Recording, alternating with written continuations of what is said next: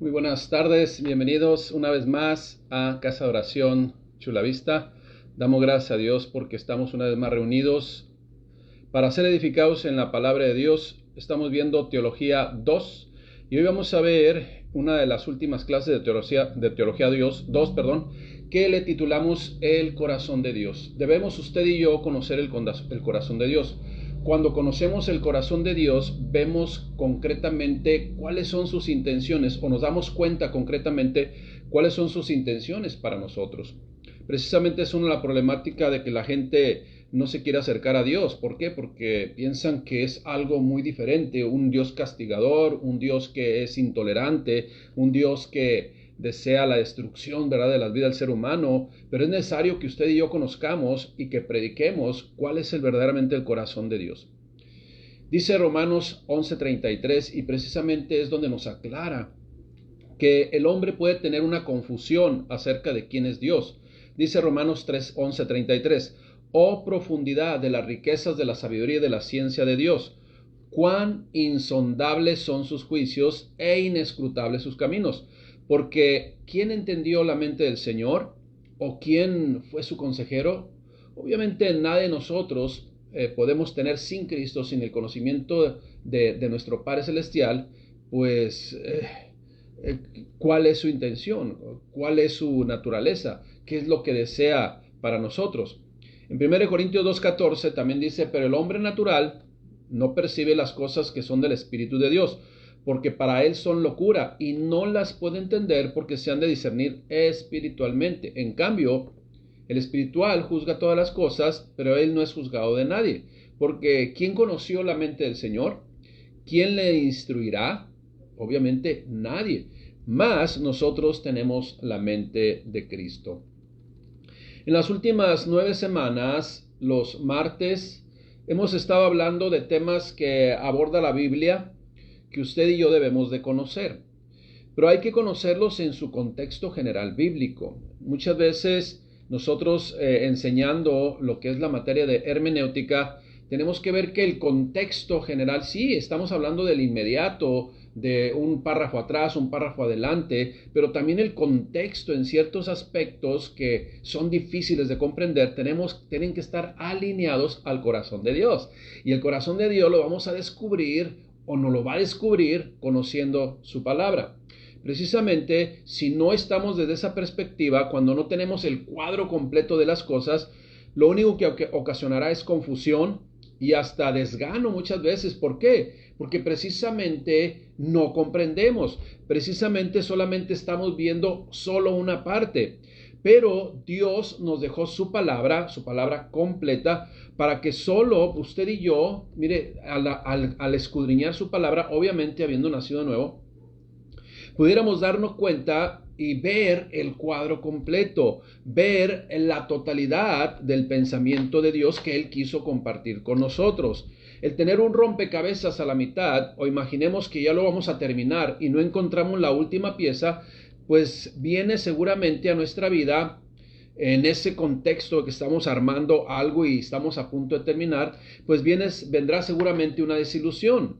Ese no es el caso de Dios. Dios nos dejó completamente su forma de pensar, descubrió su naturaleza, su forma de ver las cosas en su palabra. Esa es la realidad. Entonces Dios no nos deja a medias. Él revela toda su voluntad a cada uno de nosotros. Esa frase, tenemos la mente de Cristo, implica que no que nosotros seamos muy capaces o que podamos alcanzar niveles espirituales en otra dimensión, como algunos piensan, ¿no? De ninguna manera. Si usted y yo podemos comprender el pensar de Cristo, no es por nuestros méritos humanos, es porque usted y yo ya nos hemos dado cuenta de que somos incapaces, así como humanos, como hombres naturales, de poder comprender la naturaleza de Dios, de poder comprender qué es lo que Dios desea para nuestras vidas. Pero ¿cuándo podemos nosotros tener la mente de Cristo? ¿Cuándo podemos comprender su perspectiva? ¿Cuándo podemos entender su voluntad? Bueno, primeramente por su misericordia nos la revela. Primeramente por su amor, por su gracia. por ese amor inmerecido que tuvo para con nosotros, con su creación. Nos compartió a través de su palabra su naturaleza, de todo lo que es Él. Pero para poder llegar a esta postura tenemos que nacer de nuevo. Tenemos que venir a Cristo, a los pies de Cristo, y entonces poder recibir de su voluntad, de su Espíritu Santo, que es parte de su voluntad, para que entonces nos corra el velo y muestre precisamente su naturaleza. Por cierto, si yo le pidiera hoy a usted, si yo le solicitara, ¿verdad?, que usted cierre sus ojos, ¿verdad? Usted podría y podríamos apreciar, contemplar esa perfecta voluntad del Padre para nuestras vidas. Si usted en este momento precisamente cerró sus ojos y vio y pudo apreciar esa voluntad del Padre, esa voluntad completa de Dios, ese amor inagotable de su presencia, ese reflejo quizás, ¿verdad?, en cada circunstancia, en cada cosa del corazón de Dios, del amor de Dios por nosotros, entonces estamos por buen camino. Sin embargo, si usted trató de cerrar sus ojos y tuvo muchos distractores y diría, yo no lo puedo apreciar, solo veo nubes borrascosas, confusión, en donde no se ve nada con claridad, qué es lo que está delante de mí, entonces le animo a que siga alimentándose de la palabra de Dios para que ese velo se caiga, esas nubes, ¿verdad?, esa neblina se disipe y que Dios se pueda revelar a su mente y a su corazón. ¿Por medio de qué? Por medio de su palabra. Pero para esto es necesario de su Espíritu Santo. Como le decía, estas 9 semanas, quizás en estas 9 semanas que en donde vimos temas muy confrontantes, quizás pudieran muchos hermanos tener muchos cuestionamientos, algunos hasta poder vivir, no, pues entonces ya no tengo esperanza, quizás estemos cabizbajos o con muchas dudas, ya que principalmente, reitero, en las últimas 3 semanas hemos estado hablando de la doctrina del pecado, de amartiología. Y hemos comprendido que sin Dios estamos fritos, ¿verdad? Estamos fritos como un pollo listo para ser devorados por la desesperanza, listos para ser devorados por la incertidumbre, por el desfallecimiento, por este mundo. Sin embargo, esto es una verdad. Fíjese bien lo que le voy a decir. Debemos conocer la perfecta voluntad del Padre a plenitud. Le digo, hoy en este momento no hemos terminado, no hemos concluido con las doctrinas fundamentales que Dios desea que usted y yo conozcamos. No olvidemos, escuche bien lo que le voy a decir, si conocemos el corazón de Dios, sabremos entonces que aún hay más por conocer de Él. Esa es la realidad. ¿Qué es lo que estuvimos viendo estas 9 semanas? ¿Qué es lo que hemos visto y aprendido y atesorado en nuestro corazón y que Dios nos lo reveló a través de su palabra? Miren, número 1, vimos lo que es la doctrina de la antropología. ¿Y qué vimos en este respecto? ¿Quién es el hombre? ¿Quiénes somos tú y usted y yo? ¿Por qué fuimos creados? Pero, supimos o debemos haber ya conocido, debemos de conocer quiénes somos nosotros. Ahora bien, solamente como un repaso o un recordatorio, ¿verdad? El hombre es creación de Dios. Usted y yo somos creación de Dios. Así lo dice Génesis 1:27. Y creó Dios al hombre a su imagen y semejanza. Así Dios creó al hombre y varón y hembra los creó. Ahora, cuando nosotros nos damos cuenta de esto verdaderamente y que sabemos que es la verdad absoluta de Dios, un hijo de Dios, escuche bien, un hijo de Dios jamás aceptará la idea de un hombre caído, ¿verdad?, que dijo que nuestros antepasados venimos del mono, de los monos, y que somos productos de la evolución, ¿verdad?, del Pithecanthropus erectus, ¿verdad?, del hombre de Neandertal, etcétera, etcétera. No somos una evolución, somos creación de Dios. Y quien tiene la revelación del Espíritu Santo, porque ha nacido de nuevo, y el Espíritu de Dios, la tercera persona de la Trinidad, mora en él, precisamente echa por fuera este tipo de pensamientos humanos que, acuérdense, solamente son teorías. Esa es la realidad.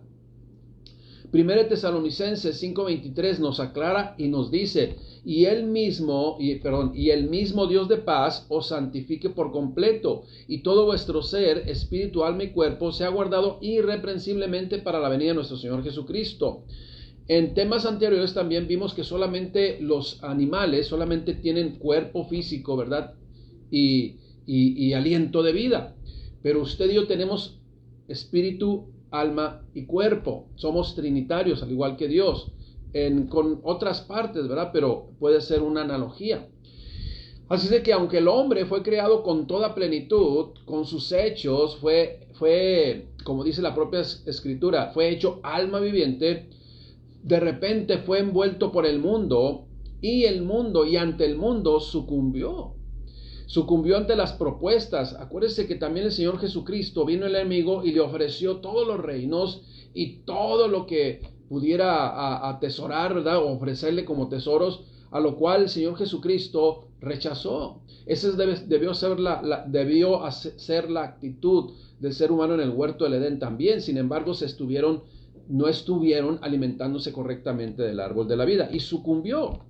¿Y qué viene entonces de ese hombre creado a imagen y semejanza de Dios, de ese hombre con espíritu, alma y cuerpo, de ese hombre que debía de conocer la voluntad del Padre Celestial, el corazón de Dios? Bueno, viene número 2, el tema, la caída del hombre.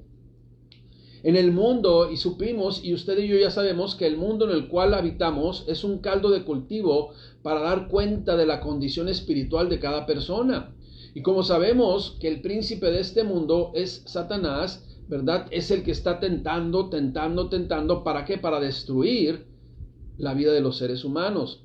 En Efesios 2:1 y 2 dice Dios en su palabra: y Él nos dio vida a vosotros, y Él os dio vida a vosotros, refiriéndose a Jesucristo, a la segunda persona de la Trinidad, cuando estabais muertos en vuestros delitos y pecados, cuando habían sido presas de la herencia de pecado del primer Adán, en los cuales, dice, anduvisteis en otro tiempo, siguiendo la corriente de este mundo, conforme al príncipe de la potestad del aire, el espíritu que ahora sigue operando en los hijos de desobediencia, aquellos que mantienen su naturaleza caída.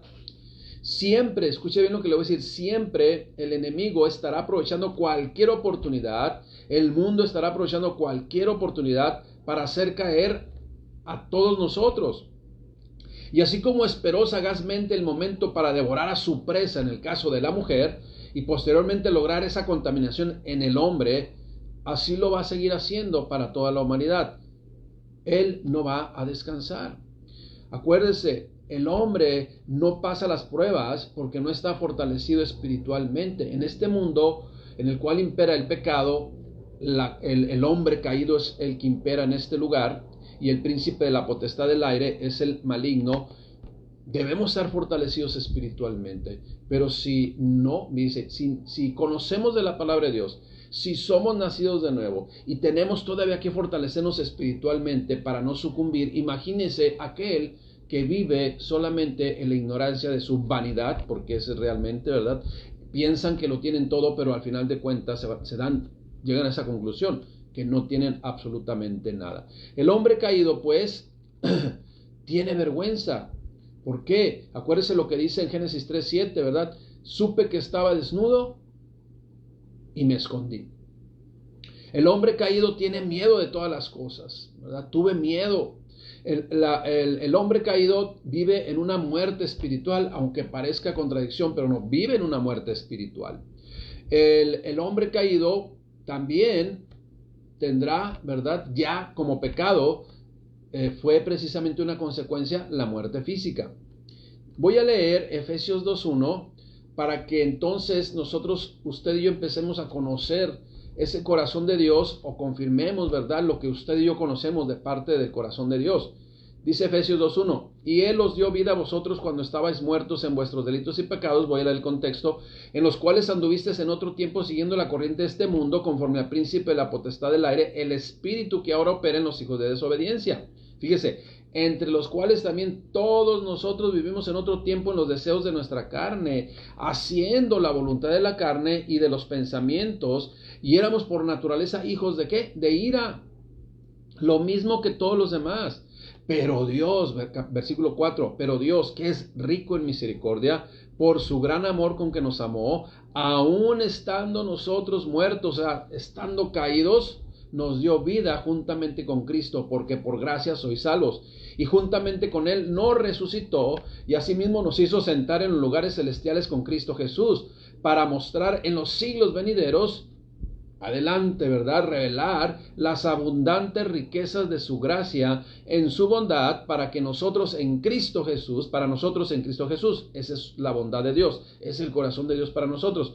Porque por gracia sois salvos por medio de la fe. Y esto no de vosotros, no es por méritos humanos, pues es un don de Dios, no por obras para que nadie se gloríe. Entonces vemos el hombre caído. Ahora, el punto número 3 que vimos de manera general es el hombre en estado de gracia.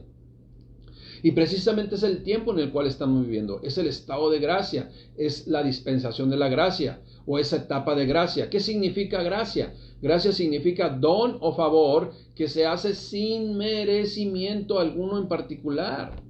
También gracia significa que es una concesión gratuita, que no cuesta absolutamente nada. Es un favor sobrenatural de Dios que Dios concede al hombre para ponerlo en el camino de la salvación.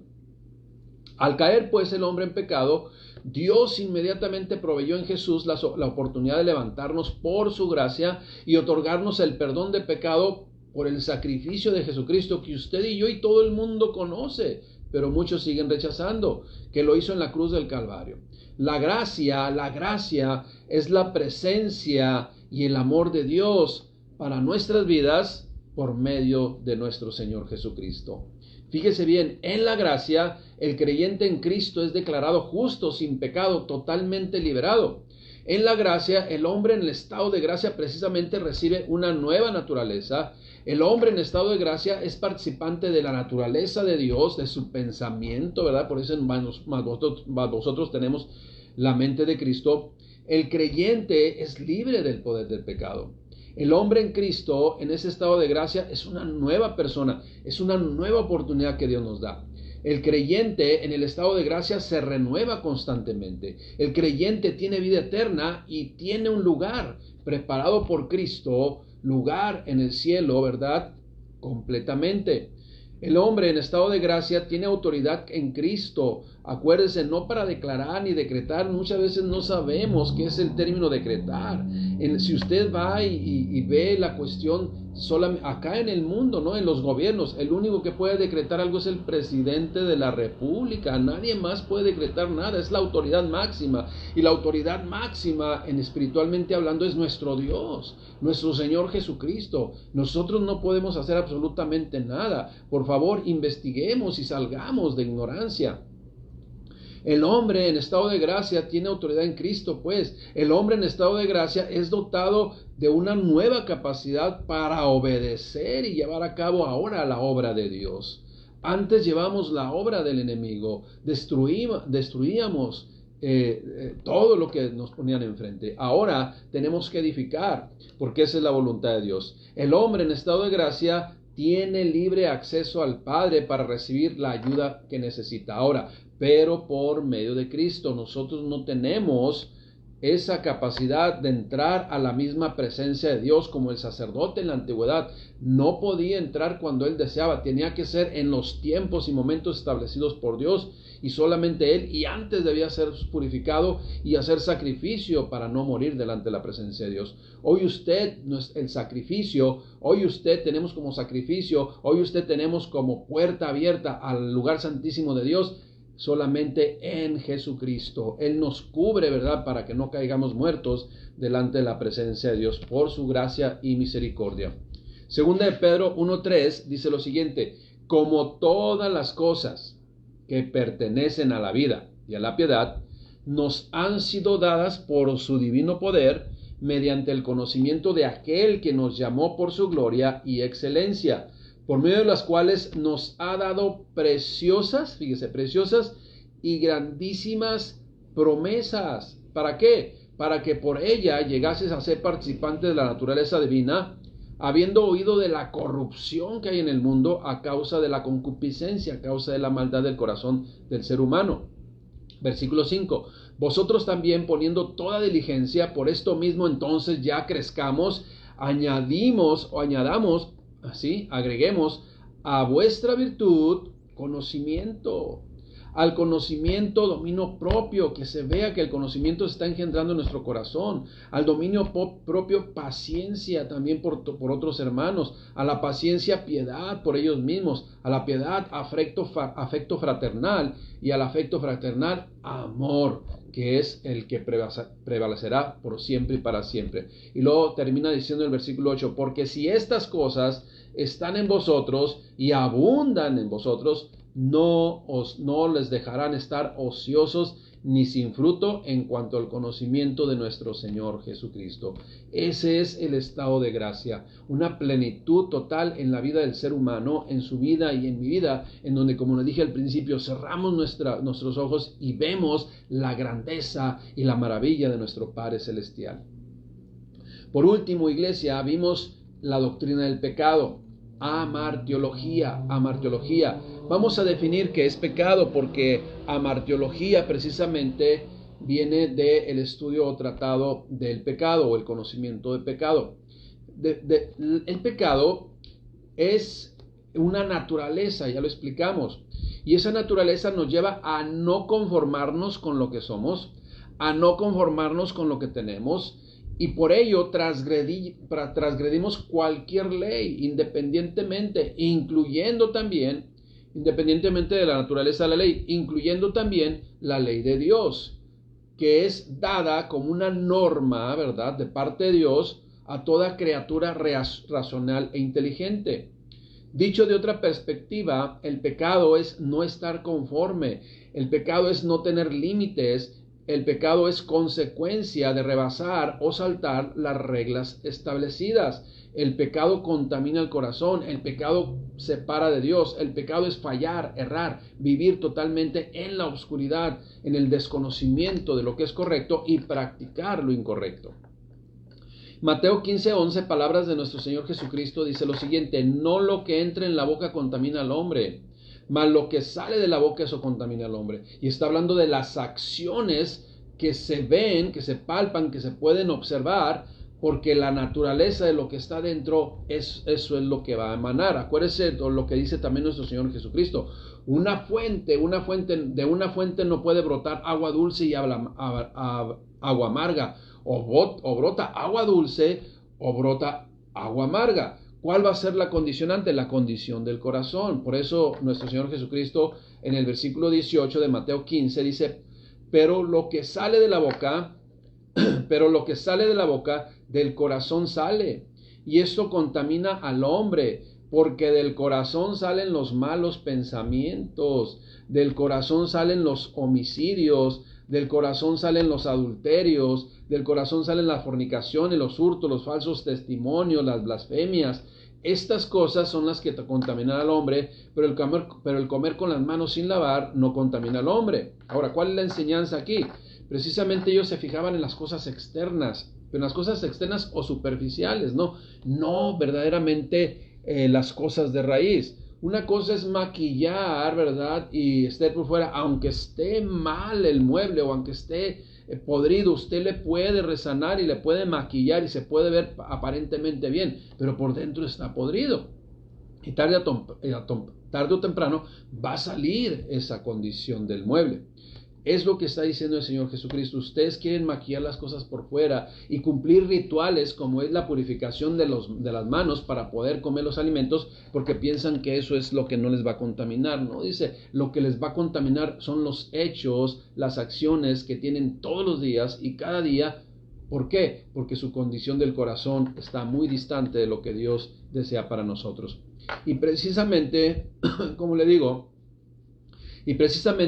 esto hace referencia a que no son las acciones externas o las acciones de rituales que podamos hacer externamente, sino que son las acciones, vamos a llamarle, que debemos tomar para que se purifique nuestro corazón, para que desarraigue de nuestro corazón de raíz la naturaleza incorrecta, pecaminosa que hay en el ser humano que sigue practicando precisamente la maldad. Acuérdense que ya hemos explicado eso.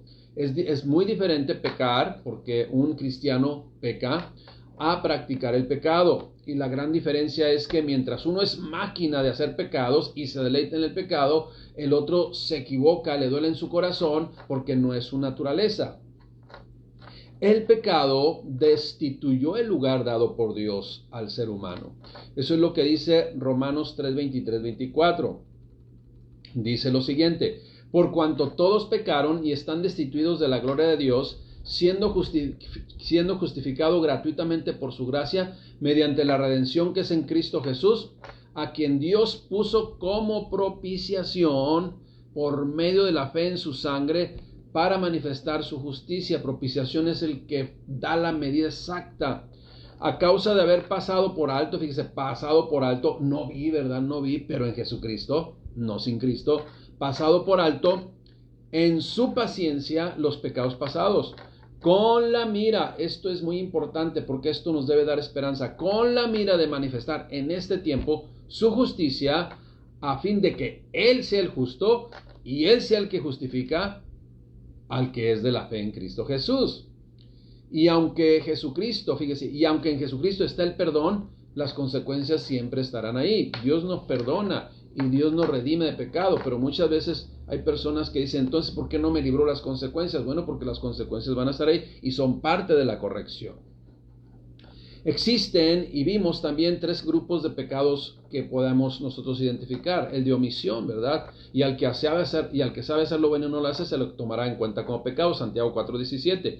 También hay pecado de incredulidad. Dice Romanos 11:20, bien por su incredulidad fueron desgajadas. O sea, el no creer, pues nos aparta de Dios. Y precisamente el no creer, pues habla también de que hay pecado en el corazón. También hay pecado de ignorancia. Finalmente, si una persona pecare o hiciere alguna de todas esas cosas, bueno, está en Levítico 5:17. Finalmente, si una persona pecare o hiciere alguna de todas aquellas cosas que por mandamiento de Jehová no se han de hacer, aún sin hacerlo a sabiendas, es culpable y llevará su pecado. Por eso es importante conocernos, instruirnos para no caer en situaciones que comprometen nuestra vida, pues precisamente por desconocimiento. Acuérdese lo que dice la palabra de Dios. Dios mismo en su palabra dice, mi pueblo pereció porque le faltó conocimiento. Mi pueblo fue destruido porque le faltó conocimiento. Mi pueblo, ¿verdad?, fue llevado cautivo precisamente por no saber cómo accionar. El pecado definitivamente separa de Dios. Y hoy estamos en la perspectiva de Dios con respecto a nuestra vida y condición de la vida sin Cristo. Esto es, lo que le quiero comentar es que usted y yo, al conocer el pecado, usted y yo al conocer que el hombre está caído, usted y yo al conocer que Dios hizo al hombre desde un principio a su imagen y semejanza, y que la desobediencia llevó a perder esa imagen y esa semejanza, y que algunos prefieren estar en la condición caída y permanecer en el pecado. No nos quedamos ahí. Y es importante que usted y yo comprendamos. No nos quedamos ahí. Ahí no termina la historia. No estamos ante una situación de que ya conocemos el pecado, ya conocemos que estamos caídos, ¿verdad? Quien no conoce de Cristo, no nos quedamos ahí. Dios da promesas y Dios dio promesas. O sea, lo que le quiero repetir es lo que estamos viendo desde el principio. Usted y yo, Dios desea que usted y yo conozcamos el cuadro completo. Y que cada vez en el conocimiento de su palabra, el conocimiento de su voluntad, tenemos que ver las cosas más claramente. Y usted y yo debemos saber que Dios es bueno. Usted y yo debemos saber que su naturaleza, la naturaleza de Dios, es un Dios de amor. Él es amor. Él es amor. Él es el amor. Y que es un Dios justo. Mire, si conocemos al corazón, si conocemos usted y yo el corazón de Dios, si conocemos verdaderamente el corazón de Dios, sabemos que es un Dios de oportunidades, que Dios es un Dios misericordioso, que Dios es un Dios que nos acorrala muchas veces con cada situación, con cada circunstancia, para que de una u otra forma, para que una o de cualquier forma, ¿verdad?, nos atraiga a Él. ¿Para qué? Para que nosotros nos demos cuenta de nuestra condición. para que Él sí nos abra la puerta y podamos salir de esa condición caída. Él es el que provee el camino.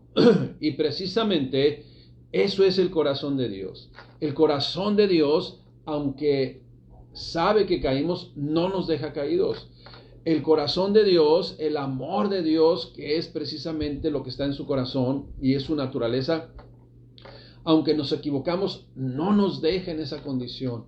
Quiere restaurar nuestras vidas, quiere verdaderamente cambiar nuestra naturaleza, de ser personas, de ser hombres caídos, de ser personas vencidas, de vivir desamparados y sin esperanza y sin fe. Él no nos deja abandonados. De ninguna manera Dios va a abandonar a su creación. De ninguna manera Dios me va a abandonar a mí. De ninguna manera Dios le va a abandonar a usted. Así es de que sí es cierto, fuimos creados a su imagen y semejanza. Sí es cierto, el hombre cayó y ese primer Adán heredó el pecado a toda la humanidad.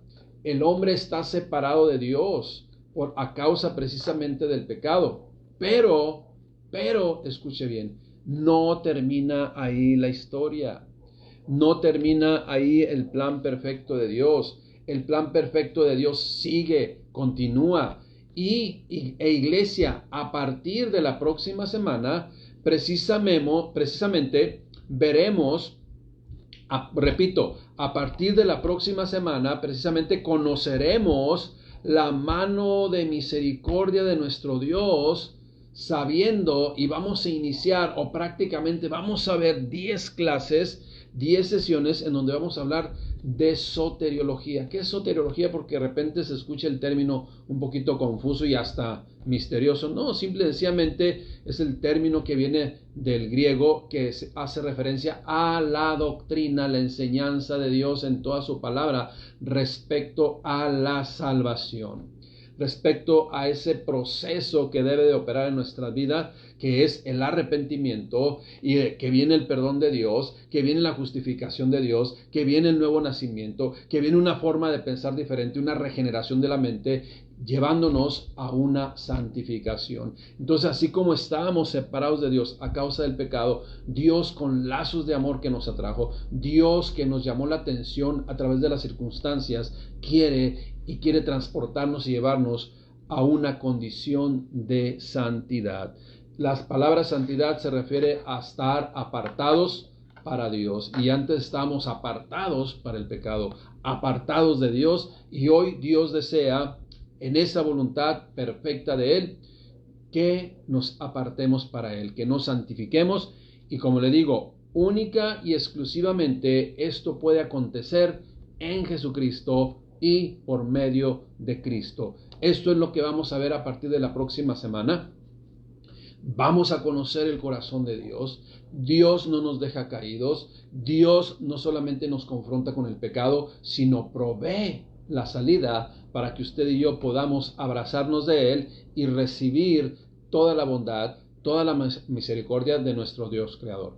Conozcamos el corazón de Dios, iglesia. Verdaderamente conozcamos cuál es la naturaleza de nuestro Dios, y la única forma de conocer el corazón y tener la mente de Cristo, su forma de pensar, su perspectiva, el conocimiento de su voluntad, es solamente a través precisamente de su palabra. Y Dios se revela a través de su palabra, desnudando también su corazón para que usted y yo le conozcamos y entreguemos toda nuestra voluntad perfecta al que no falla, al que nos dio la vida, al que amó nuestras vidas, y en un momento determinado ya podamos ver claramente, aunque algunos ya lo hacemos, cerramos nuestros ojos y vemos la imagen de la misericordia de Dios, vemos la imagen del amor de Dios, vemos el cuadro completo en donde solamente podemos percibir amor, bondad, misericordia, paciencia de nuestro Padre Celestial para usted y para mí. Así es de que, iglesia, a partir del martes de la próxima semana iniciaremos con Teología 3, la doctrina